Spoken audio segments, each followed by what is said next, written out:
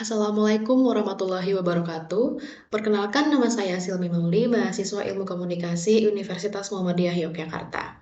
Saya adalah peserta mata kuliah Metode Penelitian Komunikasi Kualitatif tahun 2023. Pada video ini, saya akan memaparkan materi metode penelitian komunikasi kualitatif, yaitu tentang analisis framing, analisis naratif, dan juga semiotika. Sebelumnya, perlu kita pahami bersama bahwa dalam melakukan penelitian komunikasi, kita sebagai peneliti memerlukan cara pandang yang dapat menjadi acuan berpikir, sehingga kita dapat mengidentifikasi dan menyelesaikan masalah dari hal yang diteliti. Hal tersebutlah yang biasa kita sebut dengan paradigma. Paradigma merupakan cara kita melihat dunia atau kerangka berpikir dalam melihat sebuah masalah. Nah, paradigma yang kita gunakan dalam penelitian komunikasi umumnya dibagi menjadi tiga, yaitu positivistik atau melihat komunikasi sebagai transmisi pesan. Yang kedua ada konstruktivistik dan interpretif, dan kritis yang memaknai komunikasi sebagai produksi makna. Nah, untuk metode yang akan saya bahas ini adalah analisis framing, naratif, dan juga semiotika.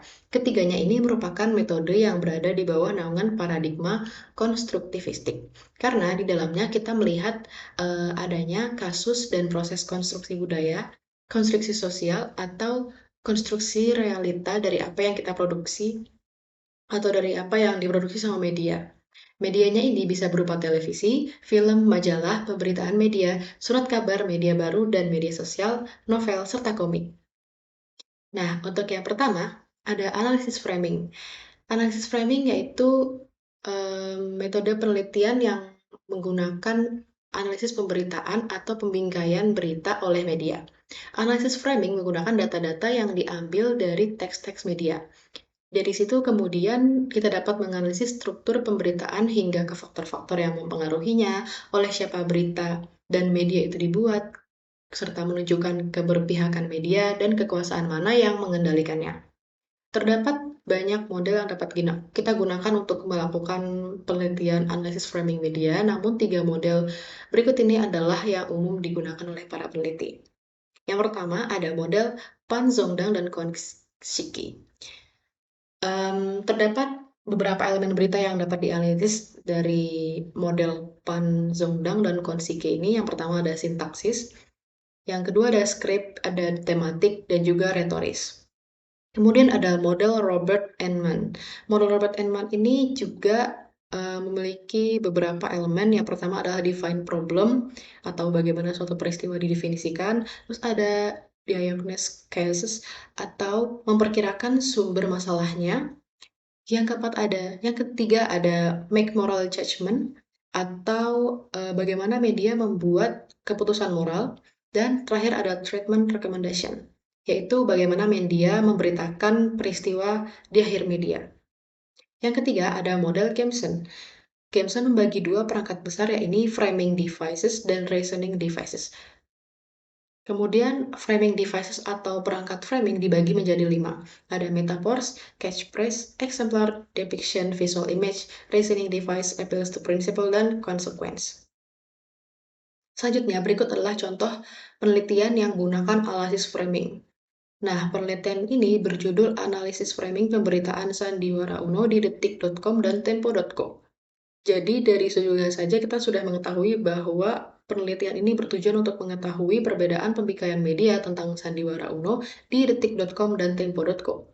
Hasil pembingkaian yang ditimbulkan dari detik.com dan atas peristiwa tersebut ialah adanya kampanye sandiwara yang dilakukan oleh Sandiaga Uno. Sedangkan Tempo.co membingkai Sandiaga Uno tidak melakukan rekayasa dalam kampanye. Hal ini juga didukung oleh grafis atau foto dan gambar dari masing-masing media agar beritanya lebih relate dan dapat dipercaya. Yang kedua ada analisis naratif. Analisis naratif juga merupakan analisis media, namun dalam analisis naratif kita lebih banyak melihat struktur penceritaan dan alur cerita. Dengan metode analisis naratif, kita dapat memperhatikan media seperti acara TV, film, drama, komik, berita yang memiliki alur atau novel, itu dari penyajian ceritanya. Karena penulis pasti merepresentasikan realita namun tidak seutuhnya.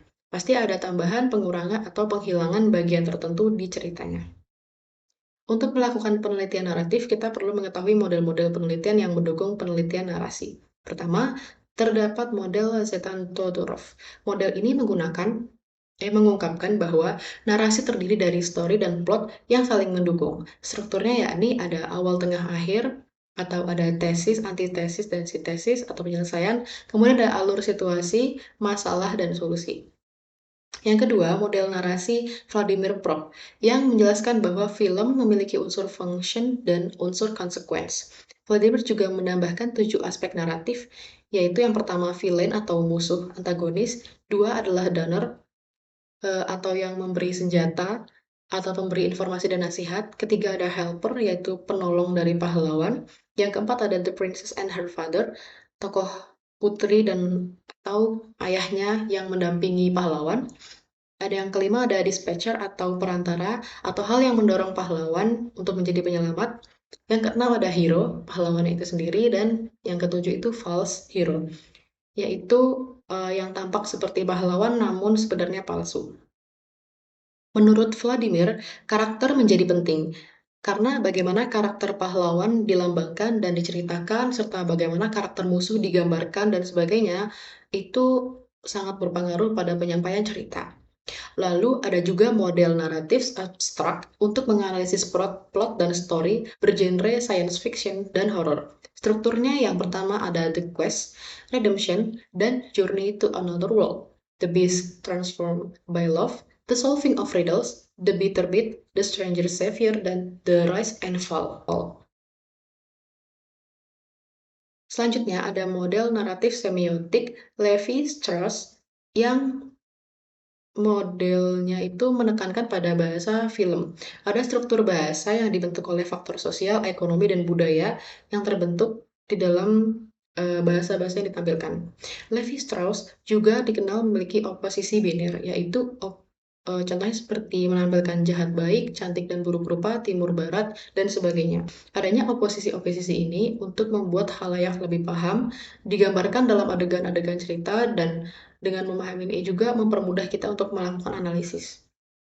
Selanjutnya kita menuju model semiotic square, yakni menjelaskan lebih lanjut dari model Levi-Strauss yang menyatakan bahwa kompleksitas realita tidak hanya dengan oposisi biner.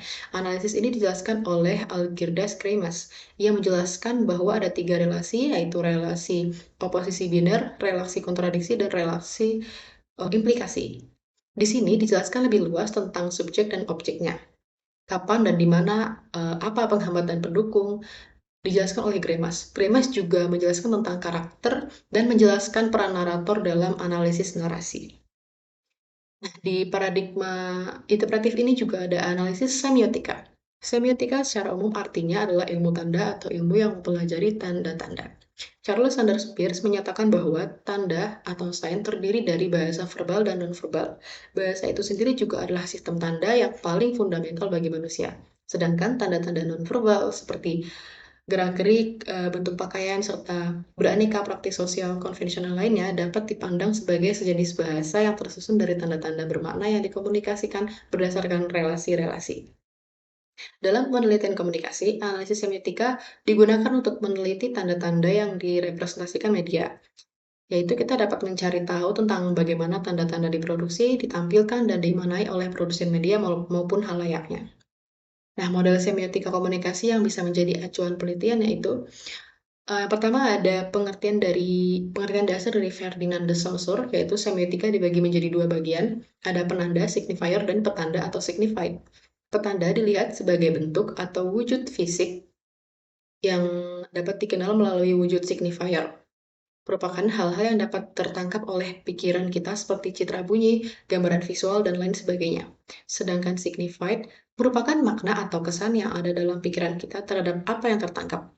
Penanda atau petanda sama-sama saling terikat atas maknanya yang telah disepakati bersama secara sosial. Saussure juga memperkenalkan konsep langue and parole. Langue itu adalah sistem bahasa dan sistem abstrak yang digunakan secara kolektif seolah disepakati bersama oleh semua pengguna bahasa, serta menjadi panduan dalam praktik berbahasa dalam suatu masyarakat. Sedangkan parol adalah praktik berbahasa dan bentuk ujaran individu dalam masyarakat pada suatu waktu atau saat tertentu yang mana di tiap individu bisa berbeda-beda. Saussure menjelaskan bahwa lounge bisa dikatakan sebagai fakta sosial dan menjadi bahan acuan masyarakat dalam berbahasa. Yang kedua yaitu ada model Charles Sanders Peirce. Peirce mengenalkan triangle meaning semiotik untuk mendefinisikan tanda, diantaranya representamen, objek, dan interpretan.